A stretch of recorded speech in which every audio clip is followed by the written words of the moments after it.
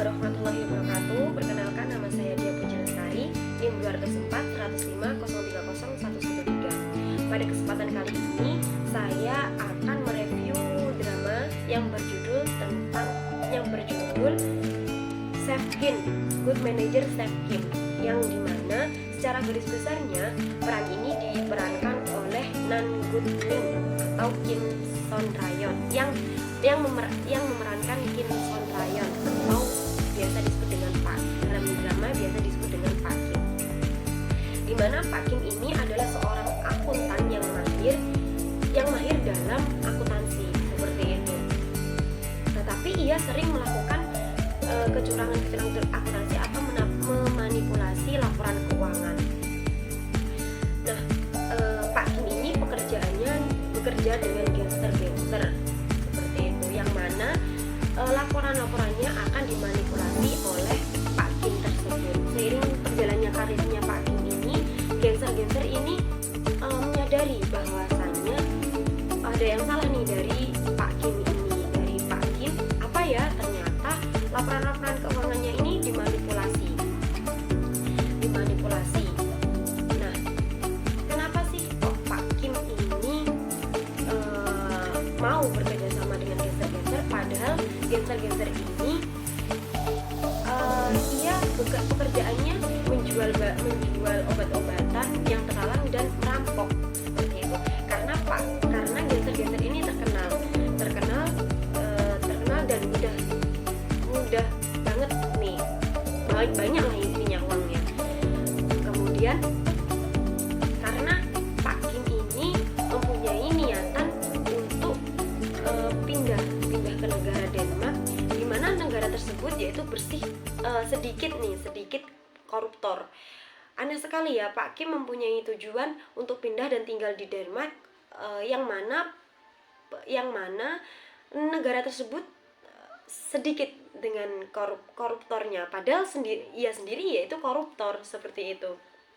Nah, Pak Kim ini juga sangat tidak disangka-sangka juga bahwasanya Pak Kim ini sering keluar masuk penjara untuk dimintai keterangan atau dan lain sebagainya. Tapi Pak Kim ini selalu lolos. Karena kenapa? Karena ya Pak Kim ini sudah tahu celah-celahnya laporan keuangan, di mana pasti dia buat juga dia sudah tahu kelemahannya di mana, seperti itu.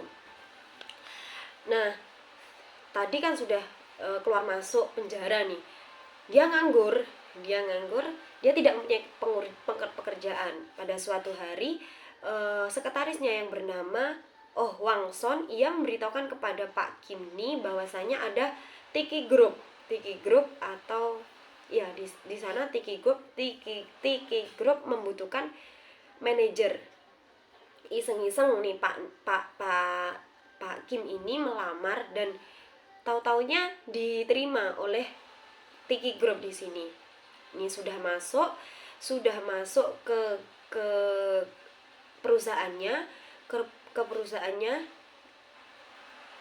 Kemudian Pak Kim ini tahu bahwasanya dia diterima karena karena direkturnya itu mempunyai tujuan untuk memanfaatkan kelihayan Pak Kim atau memanfaatkan keahlian Pak Kim ini untuk mengambil keuntungan sebanyak-banyaknya pada perusahaan tersebut.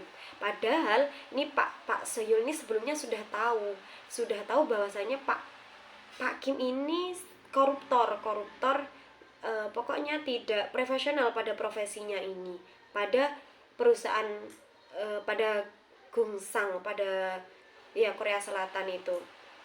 Diterima karena ia memanfaatkan untuk mengambil keuntungan pada perusahaan yang sebanyak-banyaknya tersebut. Nah, kecurangan atau fraudnya di sini yaitu kecurangan akuntansi di sini. Kecurangan akuntansi ini adalah suatu perbuatan melawan untuk mengambil keuntungan pribadi pada suatu perusahaan atau pada suatu perusahaan di sini. Nah, setelah Pak Kim mengetahui nih, Pak Kim tentunya melawan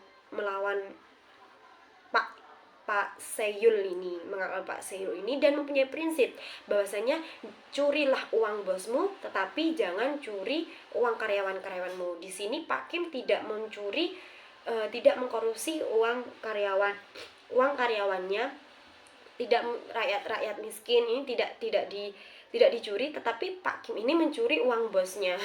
Seperti itu.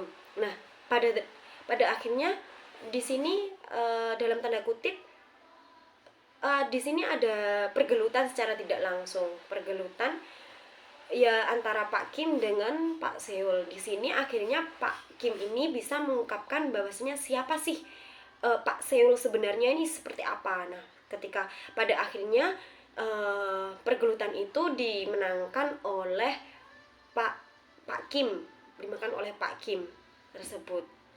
Nah, kesimpulan pada cerita ini, pada drama ini yaitu kelemahan akuntansi.